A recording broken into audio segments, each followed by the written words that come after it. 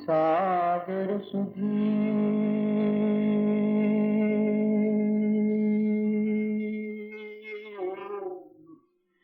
जो विद्यादि सागर सुधी हितैषी शुद्धात्म में निरत नित्य हितोपदेशी वे पाप ग्रीष्म ऋतु में जल है सयाने पूजो उन्हें सतत केवल ज्ञान पाने पूजो उन्हें सतत केवल ज्ञान पाने। बोले भगवान महावीर स्वामी की, आचार्य कुंद कुंद स्वामी की, आचार्य गुरु विद्यासागर मुनि महाराज की।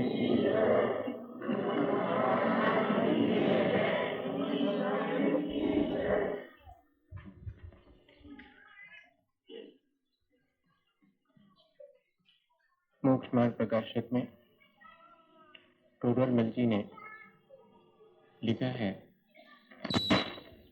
जब तक व्यक्ति की मंद कषाय नहीं होती तब तक व्यक्ति को तत्व चिंतन की बात नहीं रुचती, और जब तक तत्व चिंतन व्यक्ति नहीं करता तब तक उसे विरक्ति नहीं होती, और बिना विरक्ति के वो संसार से पार नहीं होती। पिछले दिनों हमने चारों कषायों की तासीर समझी। कषायों की मंदता के बाद ही जो सच्चाई है, जीवन की वास्तविकता है, तत्व का स्वरूप है, वो प्रतिभासित होता है। मेरा सोचना है कि वो भी हमें हुआ होगा। और कसौटी है आज विरक्ति, कसौटी है कि आपने सच्चाई को कितना पाया है। जो व्यक्ति जीवन की वास्तविकता को जान लेता है, संसार, शरीर और भोग, इन तीनों की वास्तविकता को जान लेने वाला इनसे विरक्त हुए बिना नहीं रहता। और अगर वो इन सब के तासीर को जानने के बाद भी, सच्चाई को जानने के बाद भी विरक्त नहीं होता, तो इसका मतलब है कि उसने सच्चाई को जाना नहीं है। संयम जीवन में एक बंधन की तरह, एक अनुशासन की तरह हम स्वीकार करते हैं, पर संयम तो, बिना संयम के तो आदमी रह भी नहीं सकता। इतनी देर से यहाँ बैठे हैं, संयम ही तो है। रास्ते में चले जाते हैं, मन करता है कोई व्यक्ति बाजू में जा रहा हो उसको धक्का दे दें, नहीं देते क्योंकि झगड़ा हो जाएगा। इतना संयम तो रखते हैं। 4 रोटियां खा ली हैं, 5वीं खाएंगे उल्टी हो जाएगी, नहीं खाते हैं, 1 रोटी कम खा लेते हैं। किसी के यहाँ गए हैं और उनके यहाँ पर बहुत मन कर रहा है कि फलानी जगह जाके खा लें, लेकिन लोग क्या कहेंगे, संयम रख लेते हैं। ऐसा तो हम सैकड़ों दफे करते हैं। बिना संयम के तो आदमी एक पग भी नहीं रख सकता है। तो फिर ऐसा संयम जब हमारे जीवन में है तो किस संयम की बात करनी है? उत्तम संयम की बात करनी है। उत्तम संयम कोई अलग चीज है। जीवन में अपने स्वास्थ्य की रक्षा के लिए भोजन का नियंत्रण कर लेना, अपनी आंखों की रोशनी कम न हो जाए इसलिए और बहुत सारे जो डॉक्टर ने उपाय बताए हैं वो कर लेना, अपने इंद्रियों के विषयों के पोषण कर सकने के लिए इंद्रियों की घटती हुई शक्ति को देख करके इंद्रियों पर नियंत्रण कर लेना, ये तो बहुत आसान है, ये तो कोई भी कर लेता है। बस इतना ही तो उत्तम संयम और सामान्य संयम में फर्क है कि एक में अभिप्राय संसार का है और दूसरे में अभिप्राय अपने आत्म कल्याण। जहां छोटी सी चीज भी जो कि अपने आत्म कल्याण में बाधक बनती है उसका हमने नियमन कर लिया है, उसका अभी त्याग नहीं किया है, उसका सिर्फ नियमन कर लिया है, उसमें हमने लिमिटेशन कर लिया है। इतना अगर हमने किया है तो वो संयम हमारे भीतर है। हम चीजों के ग्रहण करते हुए भी उनमें आसक्त नहीं है, ये हमारा संयम है। संयम में जैसे किसी व्यक्ति को बहुत सारी चीजें खाने का मन है तो वो कहता खाऊंगा, लेकिन थोड़ा थोड़ा खाऊं। ये नियमन हो गया, ये संयमन हो गया। बिल्कुल ही नहीं खाऊंगा, इसकी बात तो कल करेंगे, वो तपस्या कहलाएगी। लेकिन तपस्या से पहले अपने ऊपर अपने मन, वचन और कर्म, इन सब की पवित्रता बनाए रखना, व्रत और समिति का पालन करना और दंडोच्चाय, इंद्रिय जय, तीनों मन वचन काय की दुष्प्रवृत्ति को रोक लेना और इंद्रियों का नियमन कर लेना, इंद्रिय के विषयों का नियमन कर लेना, ये संयम है। व्रत समिति का पालन तो मुनिजन करते हैं, इंद्रिय नियमन भी मुनिजन करते हैं। तीनों मन वचन काय को दंड माना गया है, जो कि हमारे जीवन को दंडित करते हैं। मन वचन काय की दुष्प्रवृत्ति हमारे जीवन को दंड के समान दंडित करते हैं, इसलिए उन्हें दंड कहा गया। दंडोच्चाय, तीनों की होने वाली पाप प्रवृत्ति के त्याग भी मुनिजन ही करते हैं, पर श्रावक आवश्यक रूप से इन सब चीजों के लिए करे, ये उसका संयम कहना है। यम पर विजय प्राप्त करने के लिए संयम किया जाता है। एक संयम की परिभाषा ये है, और सम्यक यमः संयमः, समीचीन रूप से अपने संस्कारों पर विजय प्राप्त करना। अनादिकाल के संस्कार किस बात के हैं? पांचों इंद्रिय के विषय और मन, इतने ही तो संस्कार लेकर के आए हुए हैं हम। इन संस्कारों पर विजय प्राप्त करना, लेकिन इन संस्कारों पर विजय प्राप्त करना भयवश नहीं, प्रीतिवश भी नहीं, द्वेषवश भी नहीं। ये चीज अच्छी नहीं लगती है, नहीं खाऊंगा, ये चीज अच्छी नहीं लगती है, अपने जीवन में ग्रहण नहीं करूंगा, ये तो बहुत आसान है। द्वेषवश भी नहीं, रागवश भी नहीं। कई बार रागवश भी त्याग कर देते हैं। मेरा मित्र इस चीज को पसंद नहीं करेगा, इसलिए इस चीज को मैं नहीं करूंगा, क्योंकि मेरा मित्र से स्नेह है, तो स्नेह के वशीभूत होकर भी हम त्याग कर देते हैं। भयवश भी हम त्याग कर देते, रोग व्याधि ना हो जाए इसलिए भी। वो संयम नहीं कहलाएगा। संयम वो कहलाएगा जहां अपने संस्कारों को उस समय हम नियंत्रित करते हैं, क्योंकि वो हमारे आत्मानुशासन में बाधक होते हैं, क्योंकि वो हमारे आत्म विकास में बाधक होते हैं। वो संयम कहलाता है। तो ऐसे संयम को ही उत्तम संयम माना गया, और ये संयम गुरु की साक्षी पूर्वक लिया जाना चाहिए, और अपनी आत्म शक्ति को पहचान करके लिया जाना चाहिए। अपनी शक्ति का उल्लंघन भी नहीं होना चाहिए, और अपनी शक्ति को छुपाना भी नहीं चाहिए। देखा देखी भी नहीं होनी चाहिए, और ले लेने के बाद पब्लिक ओपिनियन में भी नहीं पड़ना चाहिए। इतनी बातों का संयम के साथ ध्यान रखना आवश्यक। गुरु की साक्षी की क्या आवश्यकता है? इसलिए आवश्यकता है कि एक सहारा रहेगा, कि किसी के सामने जाकर के मैंने सौगंध ली है कि मैं ऐसा करूंगा, और गुरु जानते हैं कि कितना देना है और कितना नहीं देना है। जैसे माँ जानती है, छोटा वाला बेटा तो मांगता है कि वो बड़े भैया को जो आपने रबड़ी दी है और रसगुल्ला दिया और हमको पानी डाल करके दूध दे रहा हो, सिवाय बेईमानी के और हमारे साथ आज तक कुछ भी नहीं किया।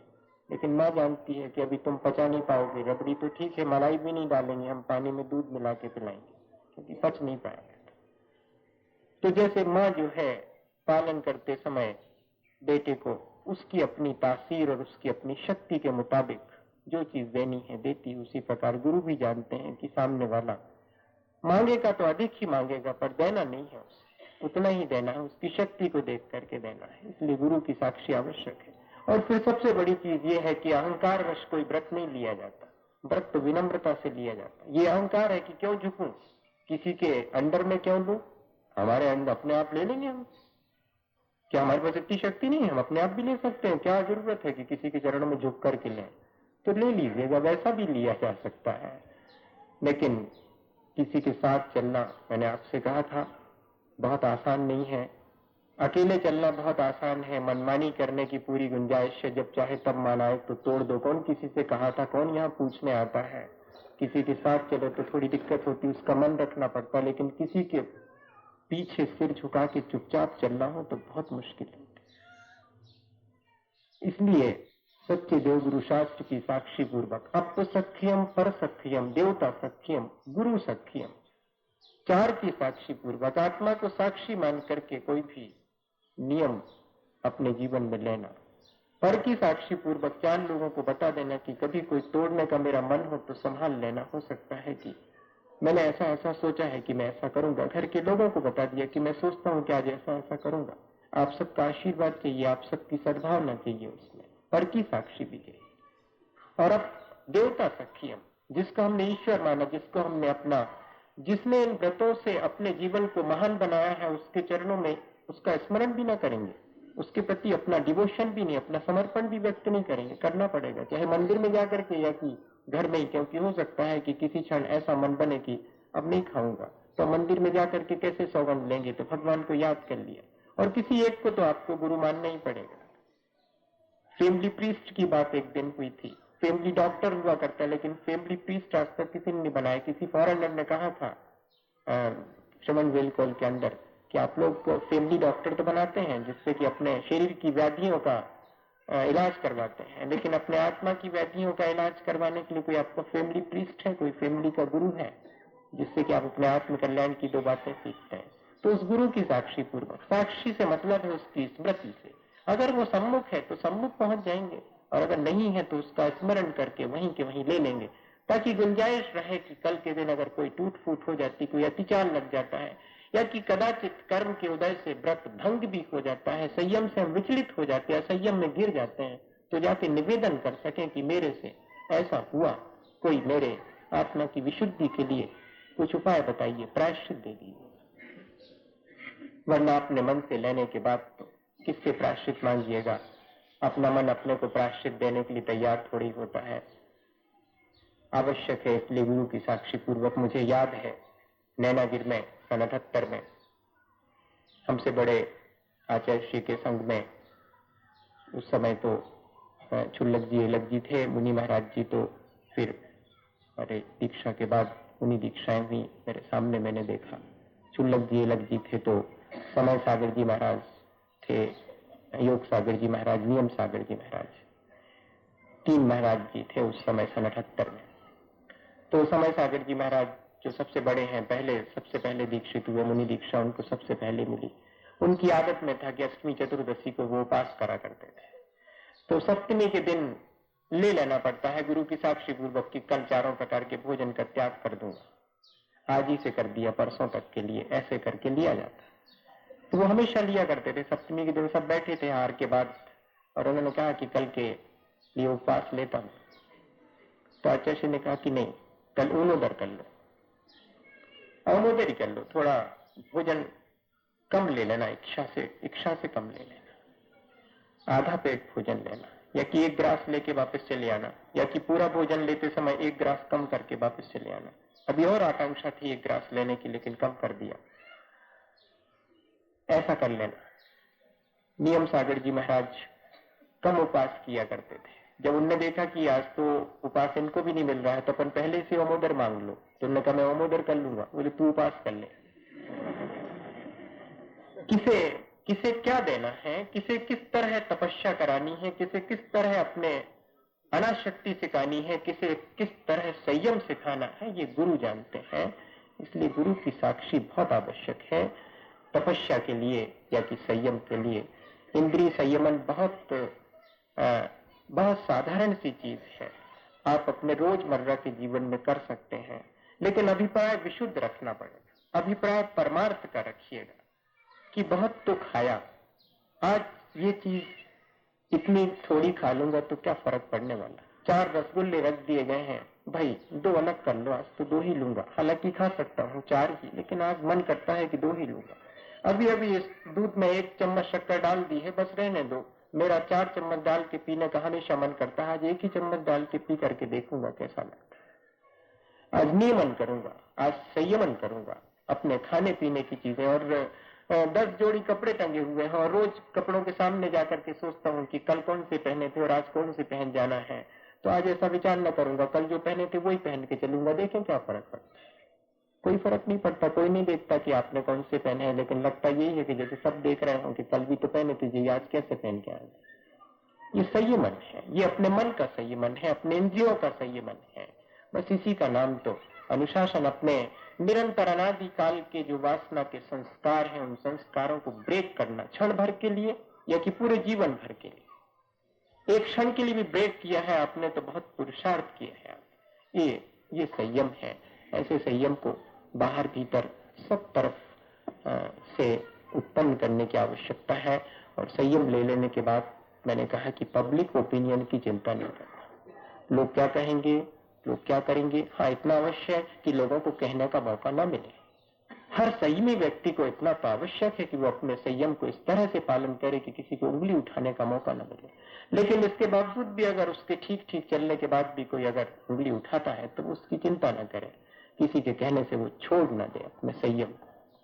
ये भी किसी संयमी व्यक्ति के लिए आज जो संयम लेते हैं, और संयम में एक क्रम होना चाहिए। लोग किसी भी क्रम से ले लेते हैं। मैंने सुबह सुबह देखा और मेरे मन में अभी तक उस बात का ख्याल है, और वो बहन पता नहीं यहाँ बैठी कि नहीं, उनको बुरा लगेगा तो लग जाए, लेकिन उन्होंने मेरे से दशमी का व्रत लेना चाहा, लेकिन उनके चेहरे पर लिपस्टिक लगी हुई थी। मैंने कहा कि प्लीज मेरे से मत लीजिएगा व्रत, किसी और से ले लीजिएगा, या तो पहले लिपस्टिक छोड़ने का व्रत ले लीजिएगा, फिर उपवास करिएगा। बिल्ली 100 चूहे खा के हज करने चली। मैंने उनसे ऐसा कह दिया। मैं आपसे भी यही कह रहा हूं, ऐसा मत करिए। एक तरफ तो मांसाहार सीधा सीधा मुंह में जा रहा और आज एक आसन करेंगे, ये कौन सा ढंग है? ये ढंग नहीं होता व्रत लेने का। कल के दिन लोग जब जाएंगे तो वो कहेंगे कि देखो तो ये दशमी का व्रत कर रहे हो, नेल ये लगाए हुए, नेल पेंट्स लगाए हुए, नहीं छोड़ पा रहे हैं, सौगंध नहीं ले पाए कि मैं छोड़ सकूंगी। मुझे बड़ा आश्चर्य हुआ कि जिन चीजों को हम जान रहे हैं, जिन चीजों में निरंतर हिंसा हो रही, जो चीजें मांसाहार से युक्त है, उन्हें नहीं छोड़ रहे हो, फिर किस बात का व्रत कर रहे हैं, किस बात का संयमन कर रहे हैं? नहीं, संयम का एक क्रम होना चाहिए। पहले मध्य मधु मांस से बचने की कोशिश करनी चाहिए संयम के दिन। हर एक जैन व्यक्ति को सप्त व्यसन का त्यागी तो होना ही चाहिए। वो चाहे जितना धर्म कर ले, अगर वो कोई एक व्यसन भी करता होगा तो उसका धर्म करना कोई मायने नहीं रखता, उसका व्रत नियम संयम कोई मायने नहीं रख सकता। जो अपने जिनको की समाज अपराध मानती है, उन अपराधों से जो मुक्त नहीं है, वो अपने आत्मा के विकास के लिए और कौन से व्रत नियम संयम करना चाह रहा? वो काहे की दक्षलक्ष्मी करेगा, वो काहे की क्षमापना करेगा? मुझे नहीं लगता कि वो ऐसा करे। जो व्यक्ति पाउच खा रहे हैं, उन व्यक्तियों को थोड़ा सोचना चाहिए कि पाउच में क्या पड़ा हुआ है। डॉक्टर चिल्ला रहे हैं और एडवर्टाइजमेंट्स हो रहे हैं कि भाई बचिएगा इससे, उसमें छिपकली की पूंछ का जो एसेंस उसमें से निकाल करके वो डाला जा रहा है ताकि आप एडिक्ट हो जाए, ताकि आप छोड़ ना सकें, उसको निरंतर खाएं। और इसके बावजूद भी हम एक जरा सा पाउच के पीछे और पूरी जिंदगी नष्ट करने के लिए और अपना पैसा बर्बाद कर रहे हैं। और फिर हम सोच रहे हैं कि नहीं, हम तो दूसरा कोई संयम ले लेंगे, हम आज रात्रि भोजन नहीं करेंगे। रात्रि भोजन नहीं किया, आपने पाउच खा लिया, मतलब क्या हुआ? एक क्रम होना चाहिए ताकि लोगों को उंगली उठाने का मौका ना मिले। एक दूसरी प्रतिमा लेने वाला व्यक्ति अगर बाहर खड़े होकर के गाली देता है तो कोई कहेगा कि ये व्रती हैं और ये गाली देते हैं। तो उंगली उठाने का एक तो मौका नहीं देना, और अगर कोई उंगली उठाता भी है और हम अपने आप में सजग और सावधान हैं तो हमें पब्लिक ओपिनियन में भी नहीं पड़ना चाहिए, क्योंकि दुनिया बहुत बड़ी है। दुनिया पाप करने वाले व्यक्ति का समर्थन करती है, पुण्य वाले करने वाले व्यक्ति का विरोध करती है। बहुत कठिन है कि वो जो पुण्यात्मा का कोई समर्थन कर सके। पाप का समर्थन बहुत जल्दी हो जाता है। बेटा अगर रात 12 बजे तक टेलीविजन देखता है तो पिता कुछ नहीं कह सकता, और अगर 12 बजे महाराज जी की भैया वृत्ति करके लौटता है तो एक बार इशारा करता है कि जरा सावधानी से लौटा करे, ये क्या मचा रखा है। लेकिन 12 बजे अगर सेकंड शो देख करके लौटा है तो शायद कुछ नहीं कहा। ये बहुत बहुत मुश्किल का समय है। इस समय में जो है, अगर आप सजग और सावधान होकर व्रत नियम संयम का पालन करते हैं तो किसी की चिंता मत करिए। लेकिन इतना जरूर है कि पब्लिक ओपिनियन तो किस्म किस्म के होंगे। शायद मैंने कभी आपसे भरथरी की बात करी हो। भरथरी के जीवन में ऐसा हुआ था। वो एक बार अब जब साधु हो गए तो अपने गांव वापस लौटे, और गांव के बाहर एक पेड़ के नीचे लेटे हुए थे, विश्राम कर रहे थे, और एक पत्थर जो है मुड़ी से रख लिया था। तो उसी रास्ते से पनघट जाने वाली लाइन भी जाती थी। तो पनघट जो लोग जा रहे थे तो कुछ लोग निकले, उन्होंने कहा देखो, कहले को आए, कौन साधु आए? कहले भरतू आए अपनो जो कहीं रखते।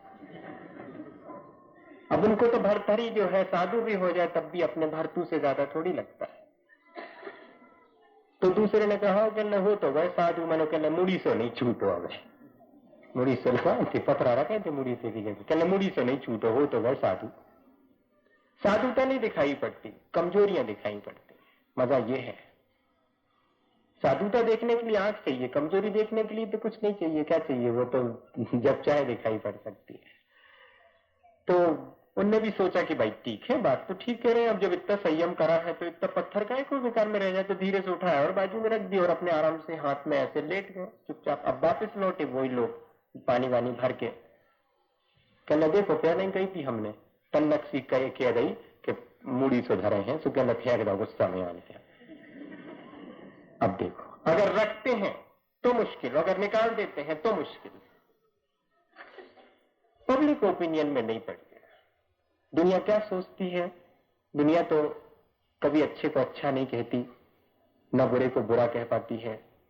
बुरे को एक बार बुरा कह भी दे फिर भी, लेकिन अच्छे को तो अच्छा कहने वाले मैंने बहुत थोड़े लोग देखे, बहुत थोड़े लोग। प्रशंसा करने वाले बहुत थोड़े लोग देखे, निंदा करने के लिए तो कहीं ना कहीं से मिल ही जाते हैं। इसलिए संयम ग्रहण करें। तो अगर आप पानी छान के पी रहे हैं रेलवे स्टेशन पर और कोई भगत जी आ गए, तो आपको इंसल्ट फील नहीं करना चाहिए। इंसल्ट तो तब फील करना चाहिए जबकि कोई ये कहे कि काफी ये जे नहीं हो, बिना छनो पी लो। अरे नहीं, चलता है सब, उस समय कोई इंसल्ट फील नहीं करते। जब रात में खा रहे हैं और कोई अचानक एक व्यक्ति आके कह देता है कि क्यों आप जैन साहब आप रात में खाते हैं, अरे चलता है सब, कहाँ, वो तो उस समय की बात है जब अंधेरा वधेरा रहा करता था, तब लोग दिन में खा लिया करते थे। अब तो बहुत रोशनी आ गई, क्या मतलब, वो तो बहुत बैकवर्ड लोगों की बात है, हम तो अप टू डेट फॉरवर्ड लोग हैं। जैन साहब के हाथ में अंडा हो तो शर्म आनी चाहिए, जैन साहब बिना छना पानी पीते हो तो जैन साहब को शर्म आनी चाहिए। मैं तो जैन अकेला क्या, आदमी के हाथ में अगर हो तो, आदमी अगर है उसको तो आदमी को तो रात में नहीं खाना चाहिए। पशु एक बार खाए, जुगाली करे, दिन में खा करके फिर रात में जुगाली करे तो मान भी दूंगा। 100 बार सैकड़ों दफे मुंह मारे जहां तहां तो मैं मान भी लूंगा, क्योंकि वो पशु के स्तर पे जी रहा है। लेकिन आदमी 100 दफे हर जगह मुंह मारे और जब चाहे तब मारे, तब तो क्या मतलब हुआ उसका? 12 बजे रात को भी उठ करके कुछ भी खा रहा है तो इसका मतलब क्या है? ये संयम नहीं है।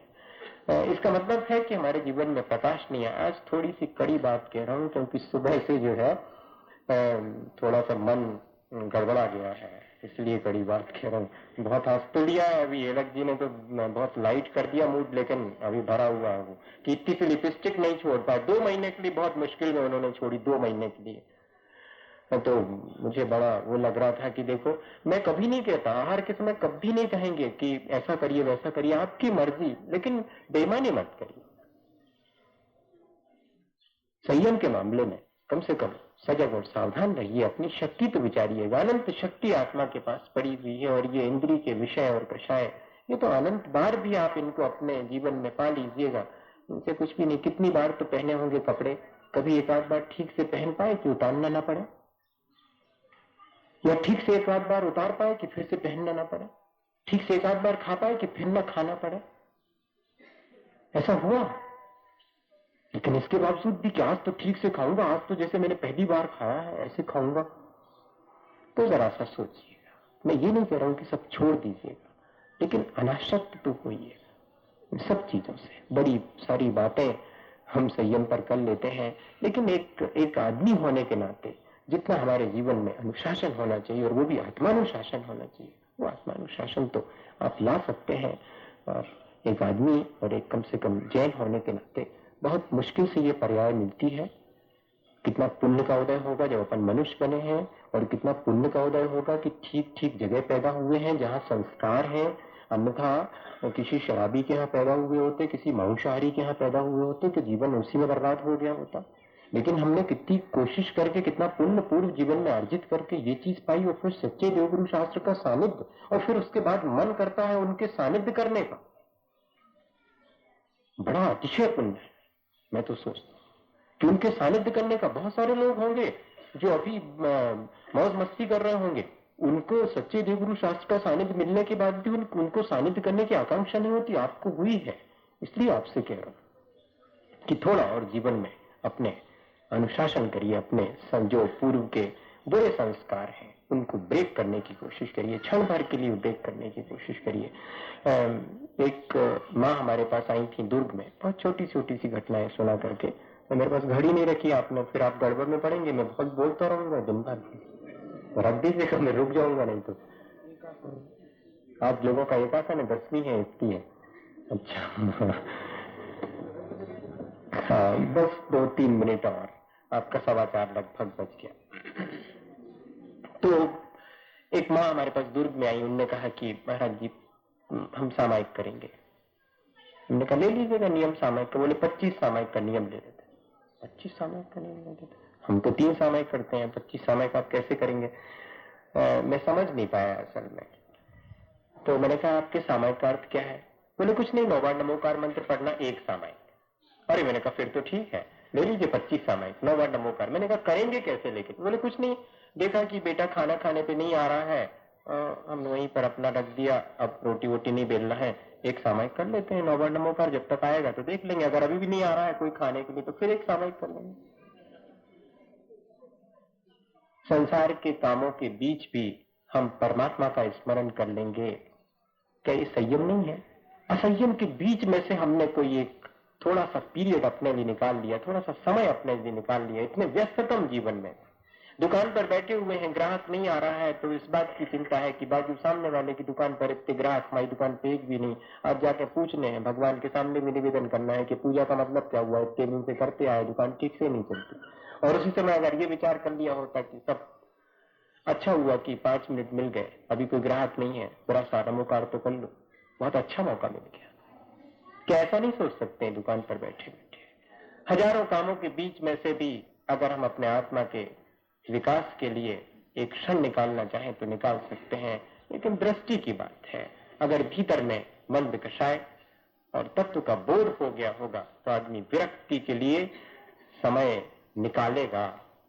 फिर मजबूर नहीं है, वो आसक्त होने के लिए मजबूर नहीं है, अनासक्त होने के लिए निरंतर प्रयत्नशील रहेगा। ऐसी छोटी छोटी कोशिशें अपने जीवन में संयमित होने की करिएगा, क्रम से करिएगा, संयम क्रम से लीजिएगा। और भी अपने जीवन में एक और बहुत छोटी सी घटना आपको सुना दूं, बाहर भीतर दोनों तरफ से संयम धारण करना चाहिए। ऐसा ना हो कि बाहर दिखावे के लिए हम संयमित हो गए हों और भीतर कोई प्रकाश ना हो हमारे जीवन में। यह आखिरी बात और आपसे कह दूं, ऐसा अक्सर होता है कि हम बाहर से बहुत अधिक संयमित मालूम पड़ते हैं, लेकिन भीतर हमारे अंदर संयम के प्रति कोई आस्था नहीं होती, संयम के प्रति कोई ईमानदारी नहीं होती। एक घटना हुई थी, एक बार ट्रेन एक्सीडेंट हुआ था, बड़ा भारी ट्रेन एक्सीडेंट हुआ, और जो लाइनमैन था, जो रोशनी दिखाता था, उसको अदालत में बुलाया गया और वकील ने पूछा